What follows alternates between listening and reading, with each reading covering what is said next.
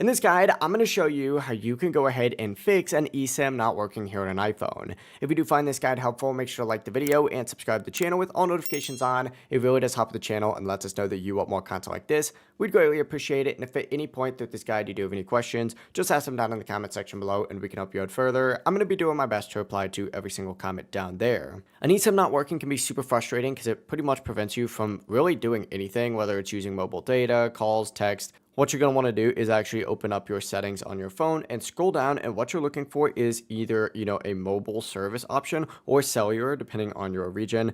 Go ahead and open that up. What you're going to want to do is just make sure that cellular data is ticked on, and then if it's already on, try turning it off, wait a few seconds, and then turn it back on. And while you're in here, go to this turn on this line option and do the exact same thing. Turn it on if it's off, if it's already on, turn it off, and then turn it back on. And after doing that, if it still isn't working for you, you're going to want to force restart your phone by quickly pressing and releasing the volume up button, quickly pressing and releasing the volume down button, and then holding the side power button and keep holding it until the screen goes black and that Apple logo does appear. Whenever your phone does turn back on, check the eSIM and just make sure it's working. If it's still not working, you're going to want to delete your eSIM, and you can do this in the exact same settings that we were on earlier. After removing it, hit add eSIM again, and then add it using the QR code or the activation details from your carrier. Just make sure that your carrier does allow re-adding the eSIM before doing this step, because not all of them do allow it. But yeah, it really is as simple as that. If you guys did have any questions, just ask them down in the comment section below and we can help you out further. I'm going to be doing my best to reply to every single comment down there.